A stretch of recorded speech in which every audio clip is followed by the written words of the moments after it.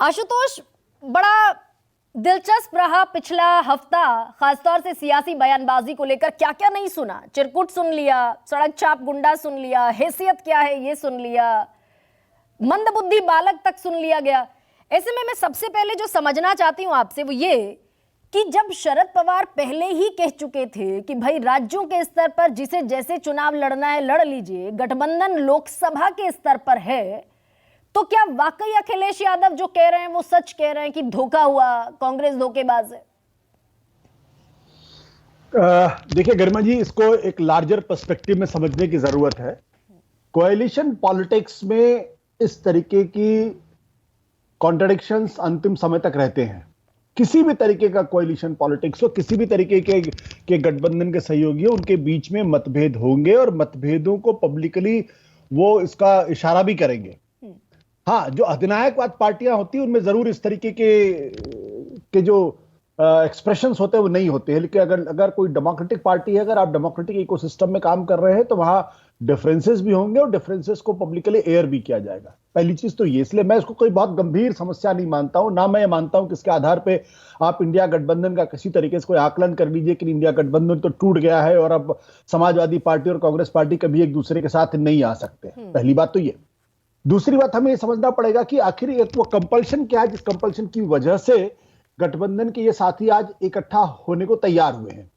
वो कंपल्शन आज की तारीख में बहुत बड़ा कंपल्शन है और जो 28 दल इंडिया गठबंधन के साथ जुड़े हुए हैं उनमें हर एक इस शिद्दत के साथ इस बात को महसूस करता है कि अगर आज वो नरेंद्र मोदी और उनकी सरकार के खिलाफ या बीजेपी के खिलाफ अगर एकजुट नहीं हुए और 2024 में अगर भारी बहुमत के साथ एक बार फिर बीजेपी की सरकार आ गई तो फिर वैसी स्थिति में हर पार्टी का वजूद खतरे में होगा।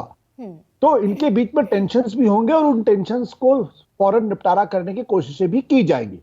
तीसरी बात वो ज्यादा महत्वपूर्ण ये है कि मुझे लगता है कि आज की तारीख में कांग्रेस पार्टी को ऐसा महसूस होता है कि 4 राज्यों में जहां पर उनकी जिस वक्त चुनाव हो रहे हैं, हालांकि तो 5 में हो रहे मिजोरम को भी लेके, लेकिन इन 4 राज्यों में कांग्रेस पार्टी की स्थिति भारतीय जनता पार्टी और दूसरी पार्टियों की तुलना में बेहतर है। ऐसे में किसी भी तरीके की अगर बार्गेनिंग करनी है, किसी तरीके का भी गठजोड़ अगर स्थापित करना है तो फिर स्थापित करें from the position of strength, not from the position of weakness. क्योंकि पॉलिटिक्स हो या जीवन हो, उसमें जब आप मजबूती के साथ अपने पक्ष को रखते हैं और मजबूती से अगर बातचीत करते हैं तो आपकी बार्गेनिंग ज्यादा स्ट्रांग होती है। कांग्रेस को यह लगता है कि कम से कम 2 राज्यों में तो उनकी सरकार बन सकती है, मध्य प्रदेश और छत्तीसगढ़ के अंदर। राजस्थान के अंदर वो अगर कोशिश करें तो शायद कुछ रिजल्ट उनके पक्ष में आ सकता है और तेलंगाना के अंदर भी अगर वो कोशिश करें तो उनके पक्ष में स्थिति हो सकती है। तो मैं ये तो नहीं मानता हूं कि 4-0 से चीजें कांग्रेस के पक्ष में जाएंगी, लेकिन इतना जरूर समझता हूं कि 2-0-1 की स्थिति बन सकती है। यानी 2 राज्यों में कांग्रेस पार्टी की सरकार दोबारा बन सकती है। राजस्थान के अंदर कोशिश करने पर शायद चीजें फेवरेबल हो जाए, तेलंगाना में उनको उम्मीद है कि शायद इस बार उनकी सरकार बन सकती है। वैसी स्थिति में वो क्यों अपनी पुरानी कमजोर स्थिति से बातचीत करें और अखिलेश यादव किसी को भाव दें। चौथी बात यह है इसमें कि अभी तक किसी भी तरीके के गठबंधन में सीटों का फॉर्मूला तय नहीं हुआ है। तो वैसे में कांग्रेस पार्टी अपने हिसाब से चलने के लिए स्वतंत्र है, समाजवादी पार्टी अपने हिसाब से चलने के लिए स्वतंत्र है। अब छठी बात यह है कि दरअसल हमारे जो तमाम राजनीतिक दल हैं वो एक सामंतवादी प्रवृत्ति से पीड़ित है और चूंकि सामंतवादी प्रवृत्ति से पीड़ित है इसलिए उनकी ईगो बहुत बड़ी होती है। 2 मिनट के अंदर किसी के बारे में कोई भी जजमेंट दे देते हैं और किसी तरीके का पेशेंस रखने की कोशिश नहीं करते। मुझे लगता है कि ये फ्यूडल एक्सप्रेशन ऑफ पॉलिटिक्स ज्यादा है बनस्पति के, इसके अंदर कोई असली जिसे कहते हैं कि एक दूसरे को देख लेने वाली बात नहीं है। नहीं, लेकिन आशुतोष, जब ये पता है कि भाई 2024 में साथ लड़ना ही है तो भाषा का स्तर मर्यादा के उस स्तर तक चला गया जहां तक नहीं जाना चाहिए था। शुरुआत में ही संभल जाते तो कम से कम विरोधियों को गदगद होने का मौका नहीं मिलता। किस किस तरीके के शब्द नहीं बोले गए। कमलनाथ जैसे बड़े नेता मध्य प्रदेश में, वो अगर ये कहेंगे कि छोड़ो अखिलेश वखलेश, फिर रामगोपाल यादव इधर से कहेंगे कि भाई छुटभइये नेता हैं, चिरकुट हैं, हैसियत क्या है, तो ये तो विरोधियों को गदगद होने का मौका आप स्वयं दे रहे हैं।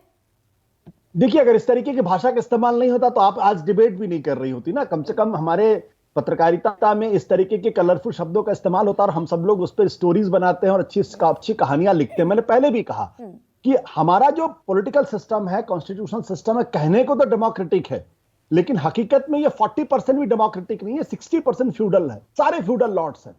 क्या अखिलेश यादव की पार्टी में कोई उनके खिलाफ बोल सकता है? क्या राहुल गांधी के खिलाफ कोई कांग्रेस पार्टी बोल सकता है? क्या नरेंद्र मोदी के खिलाफ या उनसे मतभेद अलग रख के कोई भारतीय जनता पार्टी में अपनी राजनीति कर सकता है? क्या डीएमके में हो सकता है? तो हमारी सारी पॉलिटिकल पार्टीज एक तरीके से राजे रजवाड़ों का इकट्ठा का एक गढ़ है, जहां पे एक आदमी उनका राजा है, किंग है, एम्परर है, सम्राट है, बाकी सब लोग उनके दरबारी है और उनकी उसी भाषा में रहना चाहिए।